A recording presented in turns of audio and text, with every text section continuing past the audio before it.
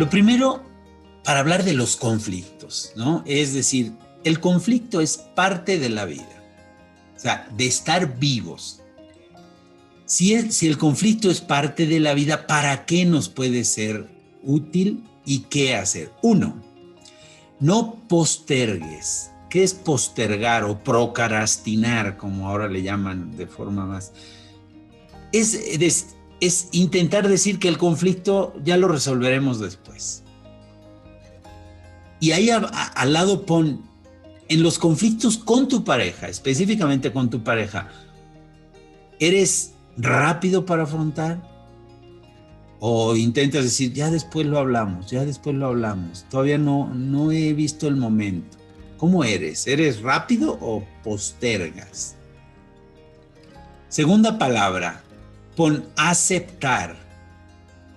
A ver, ¿qué tan buena eres para decir, sí tengo un conflicto? O decir, no pasa nada, no pasa nada. Pues, ¿qué tan bueno eres para aceptar, sí tengo un conflicto, esto es un problema, quiero resolver? Y te atreves. Y tercero, pon la palabra negociar. ¿Cómo eres para la negociación con tu pareja? Cuando hay una dificultad, cuando hay un conflicto, ¿cómo eres para negociar? Bueno, si el conflicto es parte de la vida, pues tengo que aprender a resolverlo cuando surge, tengo que aceptar que tengo un conflicto, que estamos en un conflicto, y tenemos que aprender cómo hacer que ese conflicto nos sirva, nos sea útil, y para eso la negociación, ¿sí?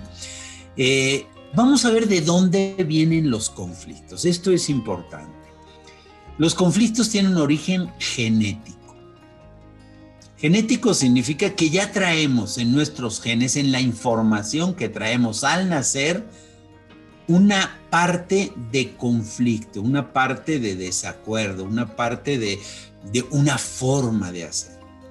Quiero que escribas ahí la palabra familia de origen. Familia de origen.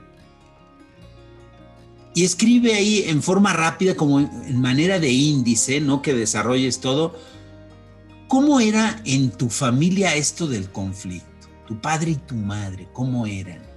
¿Cómo resolvían? ¿Cómo hacían?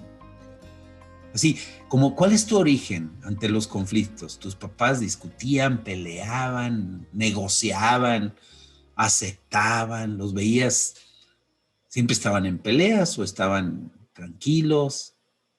Es así como decir, bueno, ¿de dónde vengo? Esta es tu genética, tu información genética. Dicen, por ejemplo, los estudiosos de la ciencia de la felicidad, que para ser felices el 50%, la mitad de nuestra tendencia o de nuestra disposición para ser felices nos viene de la genética. Entonces, lo primero es genética. A ver, ¿de qué familia vengo? Segundo elemento, el ambiente. El ambiente, pone ahí cómo era el ambiente que tú viviste en tu infancia, en tu adolescencia y hasta tu juventud, hasta antes de casarte. ¿En qué ambientes vivías? ¿Era un ambiente sereno, tranquilo? Por ejemplo, recuerda tus escuelas. ¿Cómo eran los ambientes? Tus primos, tus hermanos. ¿Qué ambiente había? ¿Era agradable? ¿Había mucha fiesta, mucha pachanga? ¿Había un ambiente donde tú te movías que se movía también la droga o el alcohol? ¿Cómo era el ambiente? El ambiente, por ejemplo, de tus amigos. El tercero es la educación. ¿Cómo fue tu educación para resolver problemas? ¿Cómo era?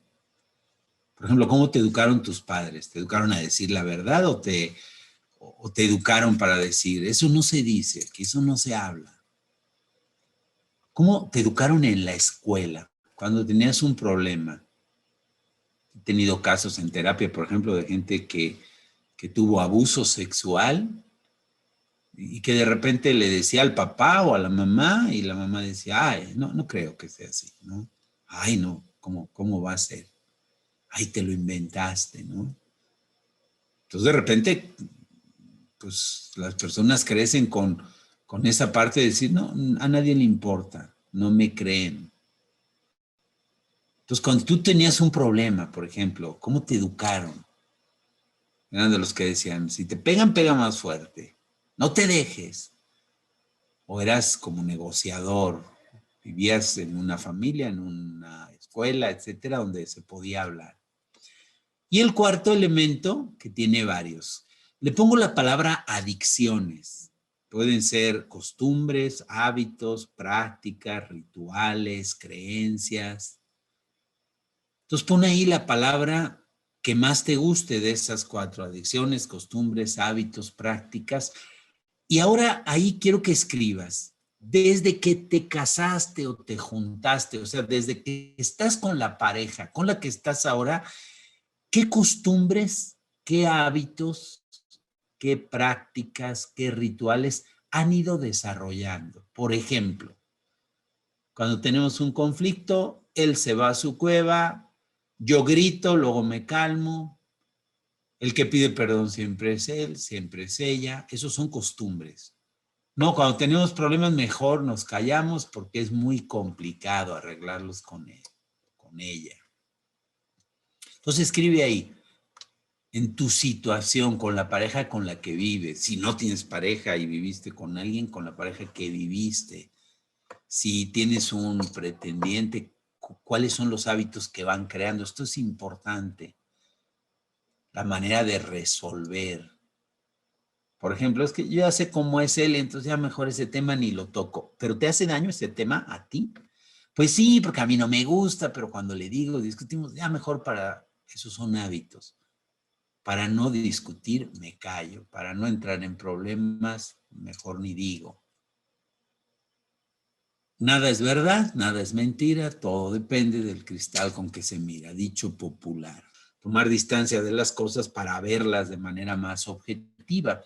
Y dentro de ese tomar distancia, decíamos, cuando tú tomas distancia y te formas y cuando tú vas resolviendo tus cosas, el conflicto, el problema, la vida de allá afuera, la realidad no ha cambiado, pero tu forma de afrontarlo sí.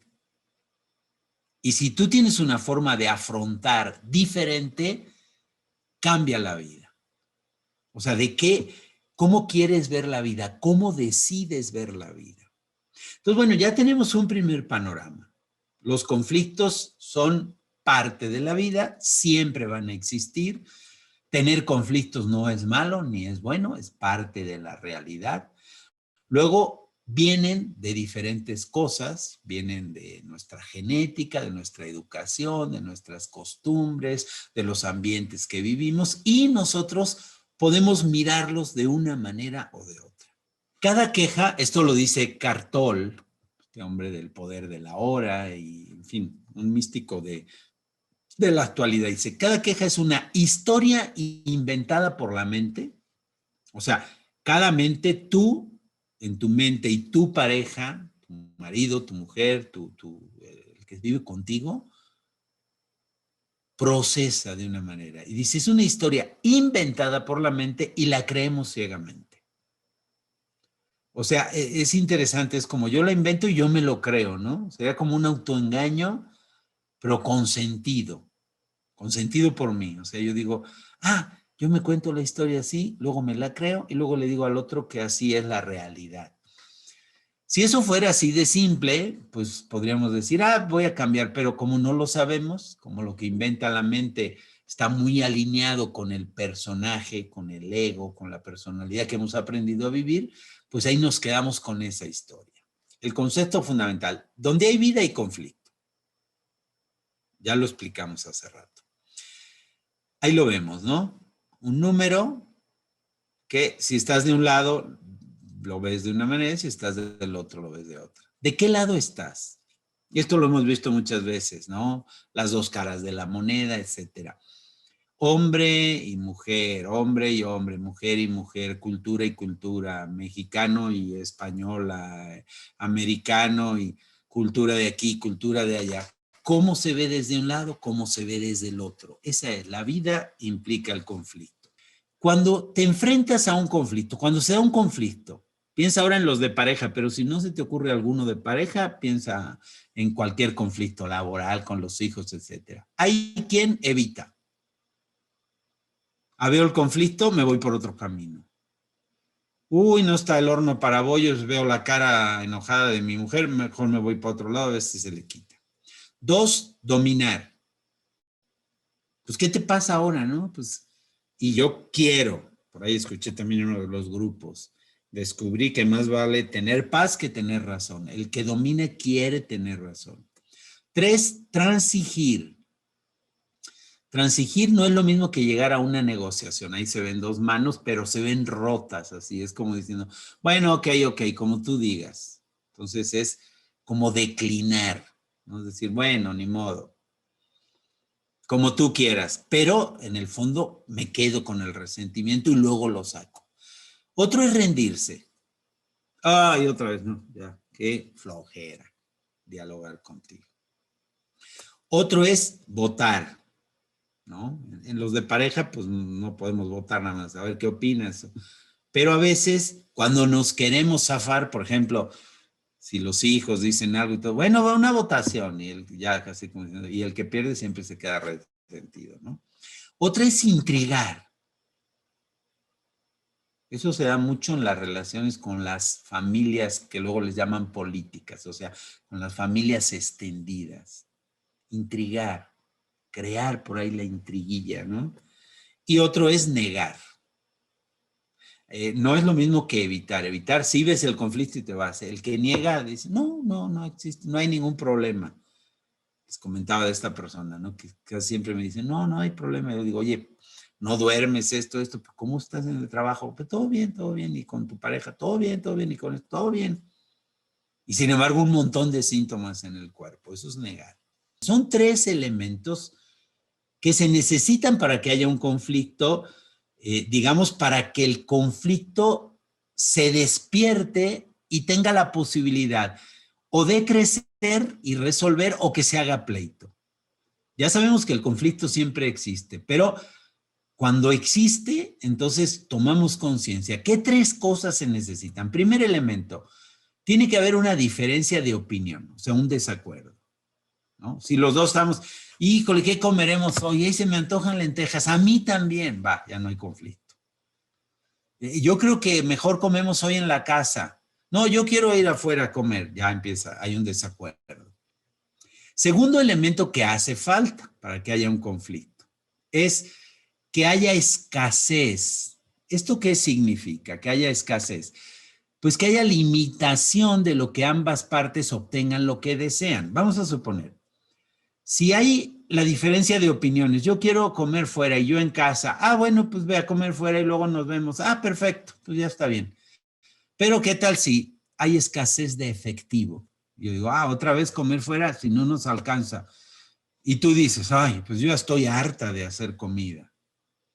Hay un desacuerdo, pero luego no tenemos lo suficiente o tiempo o dinero o espacio para lo que queremos los dos. Entonces tenemos que elegir y ahí viene el conflicto, ¿no?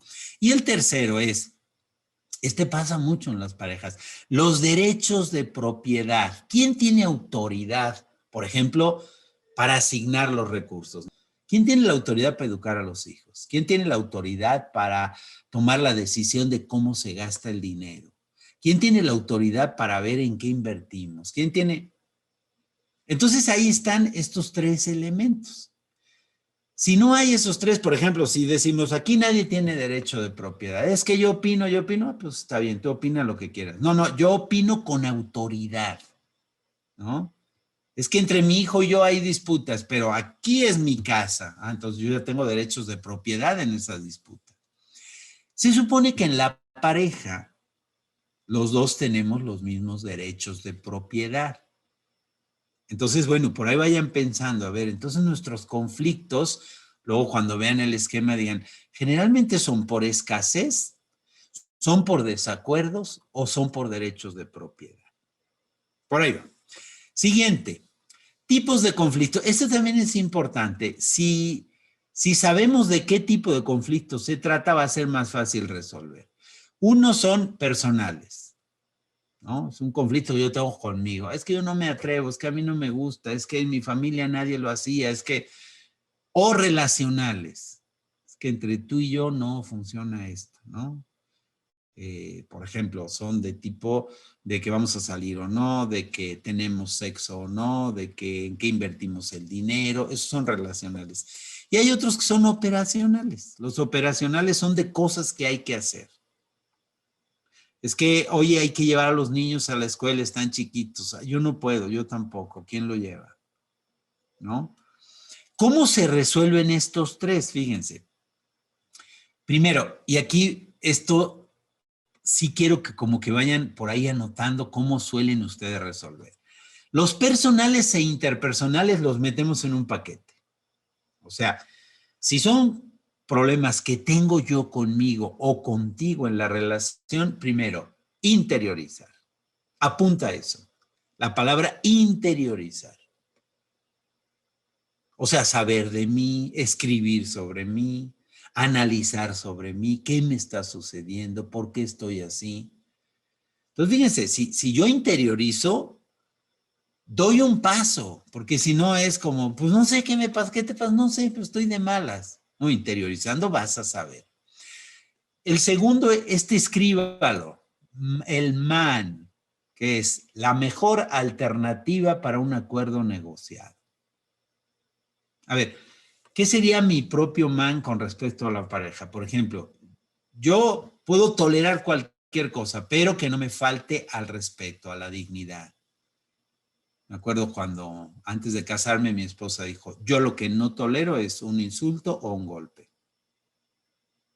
Y yo me lo grabé muy bien.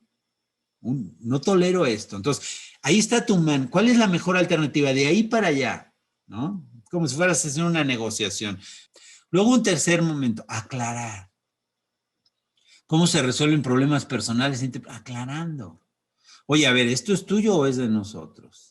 Oye, me estás diciendo que no tienes confianza en mí. ¿Eso crees que es tuyo o es de los dos? ¿Tengo yo algo que hacer ahí? Y por último, conversar. O sea, los problemas relacionales, pues se resuelven conversando, hablando, dialogando. Y luego los conflictos operacionales. O sea, si son conflictos prácticos, de dinero, de qué vamos a hacer, vamos a salir o no de vacaciones, qué hacemos con los hijos, que se quede el hijo, que se vaya, le cobramos renta, no le cobramos renta. Todos los operacionales hay que hacer. Uno, ver qué intereses subyacentes. Subyacente significa por abajo. A ver, el hijo se quiere quedar aquí. ¿Qué crees que hay de fondo? ¿Que quiere estar con nosotros o que no tiene dinero o que peleó con la novia? No, es que yo quiero que compremos esto en vez de esto. ¿Qué hay de fondo? ¿Tener razón? ¿Dominar? ¿Tener el poder? ¿O es lo que conviene? ¿Qué hay por abajo? Segundo, lluvia de ideas. O sea, hay que practicar esto de, bueno, ¿tú qué opinas? ¿Yo qué opino? ¿Qué otra cosa podríamos hacer? ¿De qué otra manera? Antes de decidir. Negociar y seleccionar, lo que ya veíamos, la parte importante de la negociación, y hacer consenso. Oye, tú y yo podemos llegar a acuerdos, podemos llegar a un consenso. Fíjense que esto es más técnico porque es para conflictos operacionales. Es que vamos a ampliar la casa. Oye, ¿cuántos vivimos en esta casa? 5. Vamos a pedir la opinión de los 5 y luego vamos a llegar a un consenso. Y luego, a lo mejor solo entre tú y yo, que somos los líderes de la casa. Por último, todos, nosotros, los hijos, hemos hecho grandes esfuerzos por trabajar en conjunto. Entonces, ¿ahora qué tenemos que hacer? Pues hay que darnos un momento para festejar. Oye, esto de los conflictos también tiene que tener su aplauso. No que de repente ya salimos de un conflicto y luego ya entramos en otro, ya entramos en otro, ya entramos en otro. Y cuando decimos, oye, de este salimos bien, ¿no? Pues órale, vamos a festejar, vamos a tomarnos una copa de vino, vamos a ir a cenar, vamos. Porque si no, nada más es trabajo y trabajo y trabajo y trabajo, ¿no? Merece reconocimiento la idea de los conflictos. ¿Para qué nos faculta un conflicto? O sea, decíamos, bueno, de alguna manera los conflictos son para crecer. ¿Para qué nos sirve un conflicto? 3 elementos principales. 1, para hacer pausas.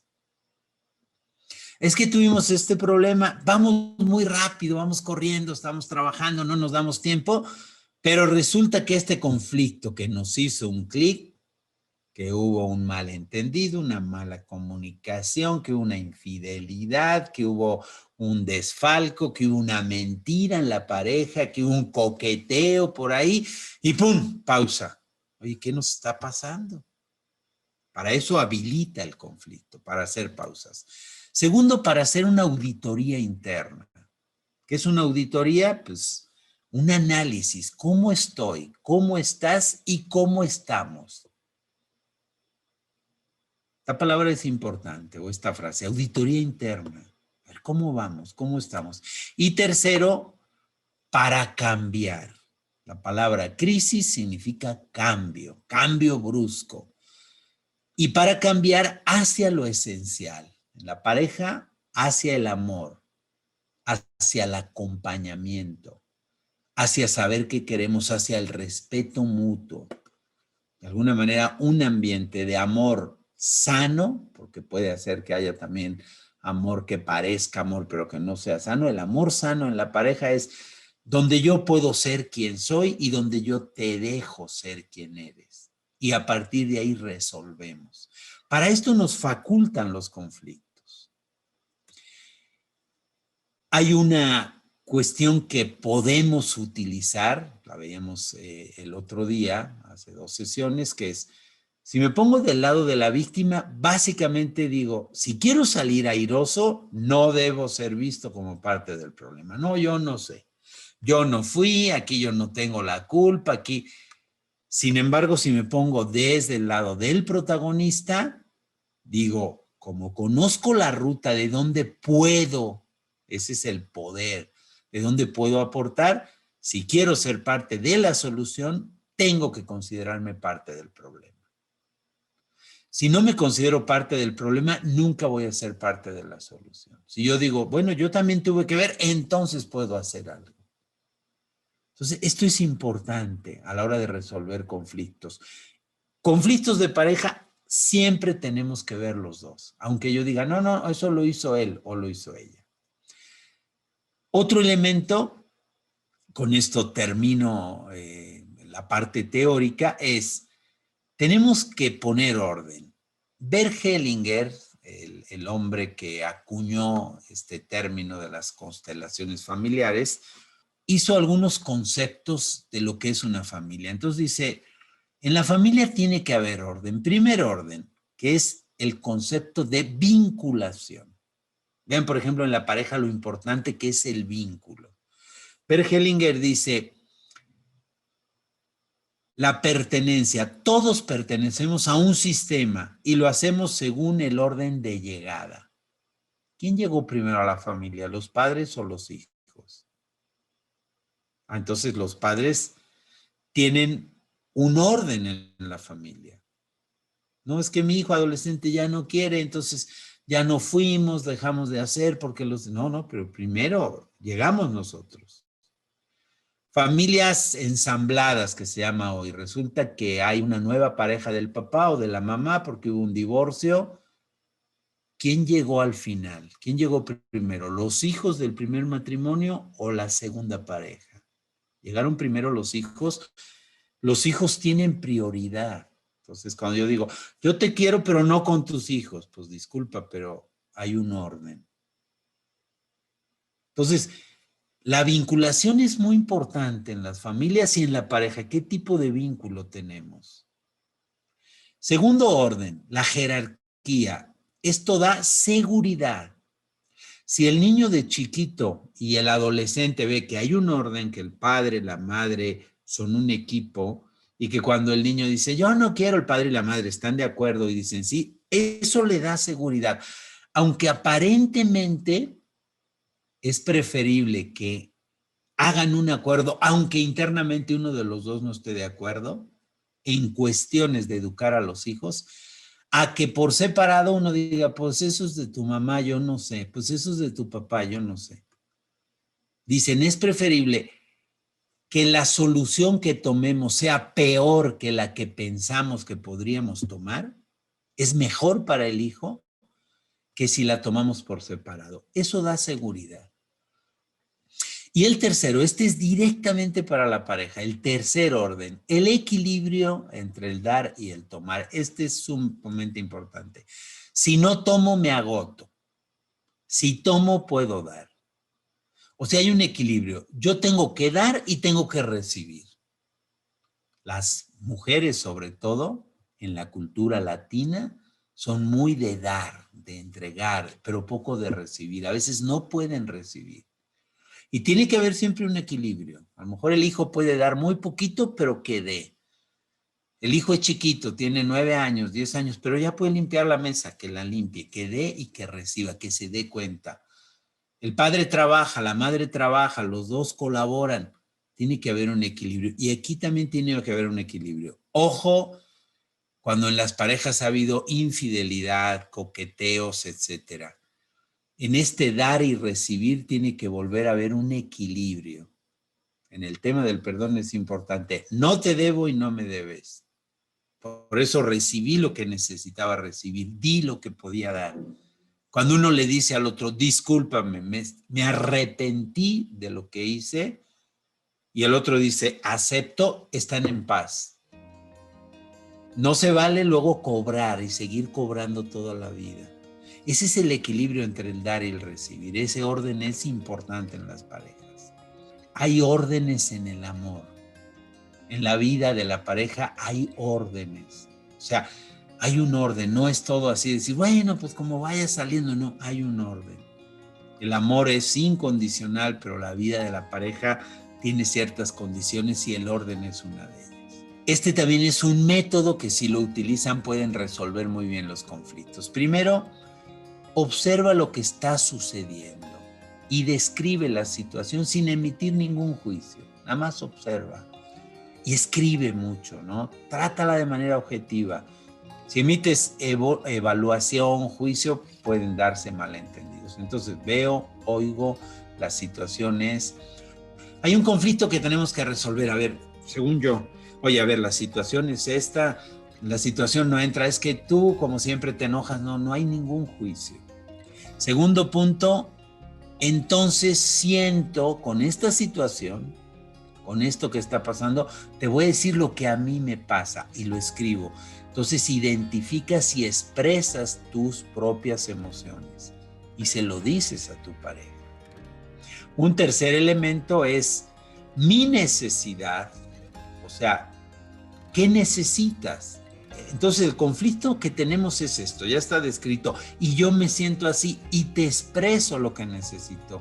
Me gustaría, deseo, necesito. Ojo, decir eso no te da autoridad para que el otro te tenga que dar eso. Yo puedo decir, yo deseo que pase, yo necesito, quiero, a mí me gustaría. Eso no quiere decir que tú tengas la obligación de darme. Y por último, hago mi pedido. Formulo lo que quiero. Oye, por favor, ¿podrías darme esto? ¿Podrías hacer esto por mí? ¿Podrías facilitarme? Tiene que ser claro, propositivo, factible, centrarte en lo que quieres, no en lo que no quieres. O sea, a mí ya no me gustaría que pasara, a mí no, ¿qué quieres? Entonces, fíjense estos 4 puntos, son muy simples. Primero, la situación que yo veo de este conflicto es así. Segundo, te voy a decir lo que siento con esta situación. Tercero, yo deseo, a mí me gustaría. Y 4, te formulo una petición concreta. Tú sabes si me dices que sí o si me dices que no. Con esto creo que hay un gran mapa para resolver conflictos y creo que de ahí podemos hacer muchos ejercicios en la pareja.